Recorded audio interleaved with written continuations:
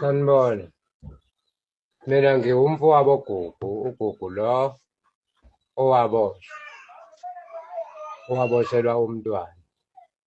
So-ke ngiyamangala kodwa ngoba manje ngithola sekunabantu abaningi kakhulu esebeyikhulumile le ndaba thina mndeni wakhe singakaze siyikhulume.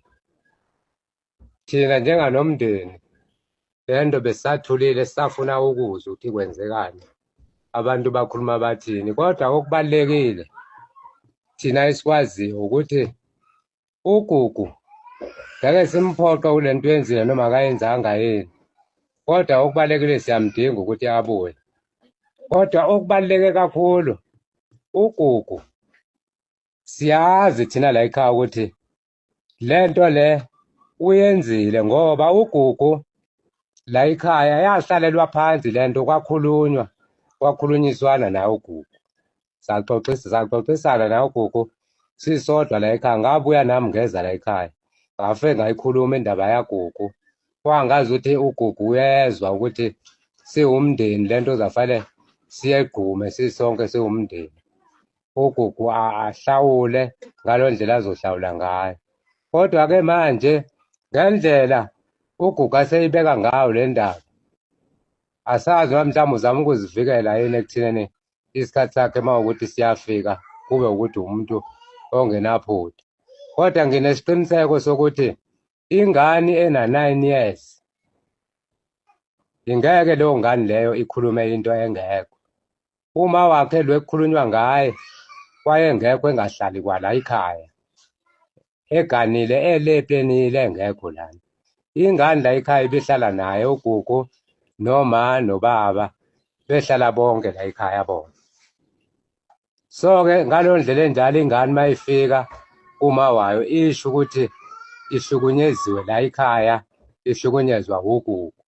Angicabangi ukuthi uma wayo kwakufanele ngaleso sikhathi leso yena uma wakhe aphikisane nento eshiwo ingane, ngoba uma ephikisana nento eshiwo ingane uphikisana kanjani engazi lutho yena kufanele athathe into ekhulunywe yingane kube yiyona ekhulunywa ngayo. Sakhuluma-ke thina ingane sayeseka ingane naye uGugu sixoxisana. uGugu akazange abe nayo inkinga ngaleso sikhathi. Ekugcineni ingane masihanjisiwe la ekhaya ingasekho la ekhaya, uGugu usethatha imikhonto, uselwa manje nonina wengane uGugu. Uma eselwile nonina wengane, unina wengane yilona la ngambopha ngalo lelo.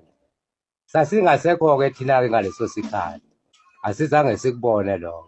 Kodwa sinesiqiniseko sokuthi uGugu akangaligezi igama lakhe, aligeze ngomunye umuntu, ngoba manje umuntu osemubi la unina wengane. Noma ubani ozele ingane yakhe ngeke angayivikeli ekugcwelezweni umuntu wasekhaya, noma ngani wasekhaya. Umuntu kumele ingane ivikelwe, inamalungelo ingane. Unina wengane unamalungelo ukuthi ingane yakhe ayivikele. Ngiyamangala mina ngoba abantu abaningi sebekhuluma la, abantu engasibona bala ekhaya, futhi abantu abazele ababengekho la ekhaya ngesikhathi iyenzeka le nto, behlala emizini yabo. Kukhona nabanye abathi bayakholwa le nto engiyibona ukuthi shothi kwalokukholwa lokhu kuyinto engekho ukuthi umuntu uyakholwa. Kunabantu abangamakholwa la esebevelile khona la bekhuluma into engekho, bethi babize umndeni, bakhuluma nomndeni. Omuphi lo mndeni abawubiza? Ngoba ithini umndeni wala ekhaya esikhona, akekho omunye umuntu owumndeni wala ekhaya. Kwakufanele ngabe phela yithina esibiziwe azokhuluma nathi. Kodwa manje yikholwa leli lithi liwumakhelwane wala ekhaya kodwa likhuluma into engekho, alizange-ke lifikele emndenini lizokhuluma lona. Angazi ngempela ukuthi labantu abaningi kangaka abazihlanganisayo nezinto zala ekhaya yingobani? Labantu laba la ekhaya akekho umuntu wake la ekhaya waxabana nomunye lana. Asikaze sixabane la ekhaya thina sodwa, asikaze. Solwana sasukela ebuncaneni bethu singaka nje asikaze sixabane namuntu. uGugu simkhonze njengoba sizikhonze thina. Akekho la ekhaya umntwana ozondwayo la ekhaya, sonke siyinto eyodwa la ekhaya. sakhuliswa uma nobaba, sazalelwa emshadweni, kwashadwa la ekhaya, kuhleliwe nayo namanje sihleli. Asikaze sixabane kwamanje sihleli ndawonye.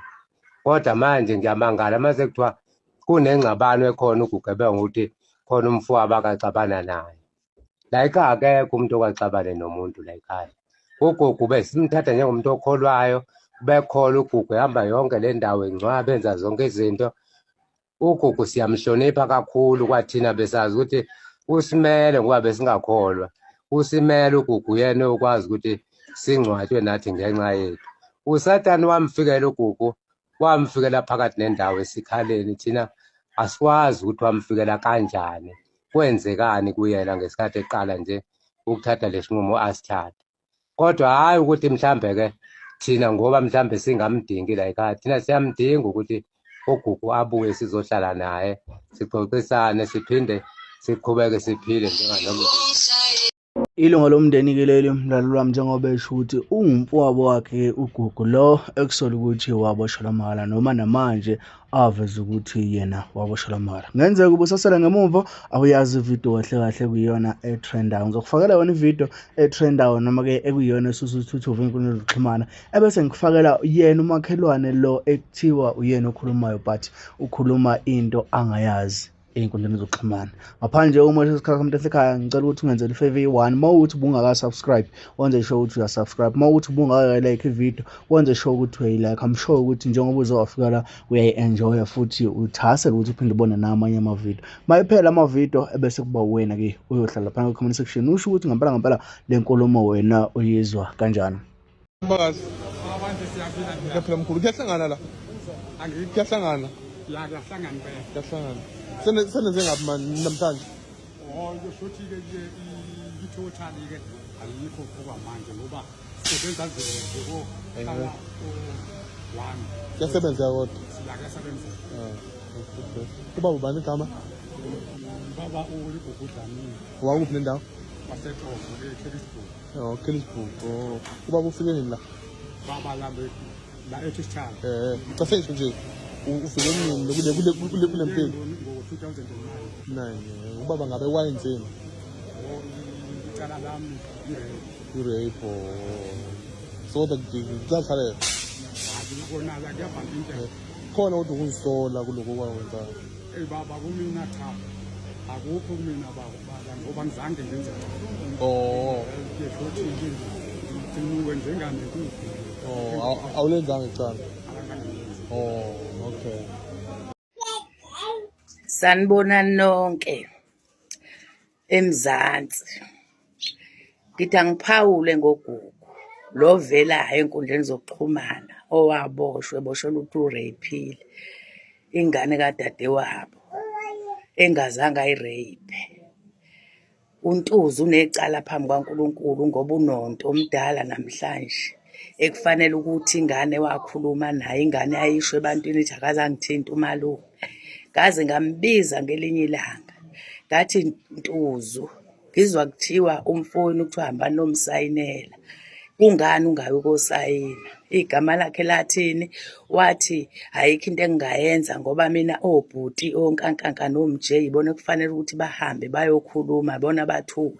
Ngathi mina wena ngoba uninawe ngane kungani ungayi ukokhuluma emaphoyiseni? Wathi amaphoyisa kwathiwa unonto meseneminyaka ewu-15 akahambe ayozikhulumela. Ngathi usemdala unonto, uhamba okhuluma ukosho ukuthi nangu uNtuzu uze nononto ukuze adedele uGugu ngoba uGugu angiyikholwanga iqala lento ukuthi umntwana udlwengulile ngoba ubeyingane ephila njengey'ngane zonke engingakaze ngiyibone kuthiwa inentombi.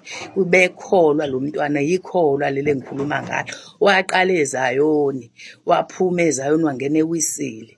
Intshumayelo kuleya ngane, ukuthandaza okukuleya ngane kubo bengingathandazwa kodwa iyona eyaphuma yakwazi ukuthi ibiyikholwa phakathi kwekhaya. uNtuzu wayithatha wayifaka ejele ngoba ephethwe umona ingane isebenza.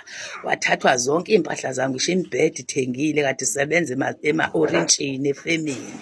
Waqedwa lapho wangamnaka umfowabo ngemikhuba yakhe. Le ngane uma ingaphuma angifisi mina ukuthi ihambe kubo ngoba kubo ngeke isayiphila leya mpilo ekade angashadi laphaya ngoba angayibulala, mhlawumbe angayidlisa uphoyizeni ngoba unenhliziyo ebolile.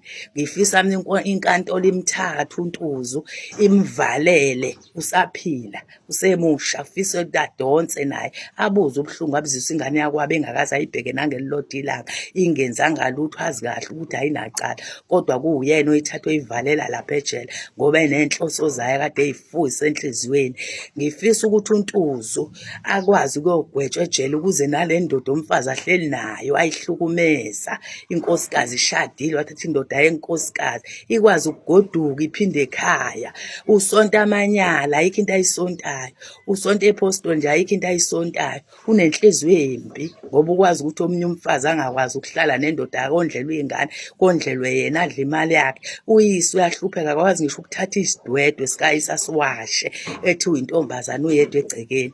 Urabishi nje wentombazane ongeke uze uyazi ukuthi uzoyibala uthini empilweni. Ngiyaxolisa ukusho lelo gama, intukuthelo engaphakathi ngoba inhliziyo yami yayilokhu ibalisa iminyaka ngale ngane ngoba ngiyayazi ukuthi kwakuyingane ephilayo, ingane engeke uyizwe ithi nxa, eyazi ukukhuleka kuphela. Inhliziyo yami ibuhlungu ngoba bengilo ngibalisa ngithi uNkulunkulu uzamkhumbula uGugu ngelinye ilanga ngokukhuleka kwakho mfana wami, uphumile namhlanje uzophuma. Kodwa angifisi ukuthi ngabe uGugu ayohlala, ngifisa ukuthi uNkulunkulu mangabe khona abamxhasayo athole indawo kwenye indawo lezokwazi ukuhlala khona, abe nokuthula empilweni yakhe, akwazi uyobheka uyise ukwazi ukubhanda indlu ngezandla, azimisele indlu ngoba efuna indawo yokukhosela ahlale ekhona umntwana wakhe ambukela angenzi lutho, athathe ukuthi yena uzodla imali. Mebona impesheni wayedla imali kayise engenandaba noyise, uyise ehlupheka engenalutho, uyise ekhona eyintombazane. Ngiyabonga Ntuzu, uNkulunkulu uyaphendula ekugcineni. Uyabona incwadi kaMshumayeli wesithathu ithi konke kunesikhathi. Sesifikile isikhathi namhlanje sokuthi uGugu akhululwe, kodwa wena kufanele uyongena phakathi ejele ubuze ubuhlungu omzusebona iminyaka engaka engakaze enze lutho kwena ngenxa yenhliziyo embi onayo, ongayazi ukuthi wawunenhliziyo embi nje kwakwenze njani. Ngifisa ukuthi umthetho udlale indawo yayo, uGugu athole indawo lezi ahlala khona, athole ukuphumula ngoba uGugu umuntu oyikholo, angeke ayiphile le mpilo eseyiphilwa lapha. Ngisho ubaba wakhe ngiyabonga mezophuma esaphila ambone umntanakhe, yize naye ubaba wakhe umbone ukuthi uphatheke kabi kodwa ayikho into azayenza ngoba uyikhehla mdala ugugile. Kodwa uNtuzu khona unesibindi sokuthatha ingane yakho abayibophe ayivalele ejele ngento ayazi kahle ukuthi unembezo yamudla. Namhlanje uNkulunkulu uphendulile-ke ukuthi kuze kulunge izinto, akuvele iqiniso ngoGugu. Ngiyabonga kubo bonke abakhulumile nabayisukumele lento ukuthi ingane izikhulunywe, isukuma umhlaba wonke ukuze ingane ithole ukukhululeka ngoba sasingazi ukuthi sizoyikhipha kanjani, sizoyisiza kanjani. Ngiyabonga.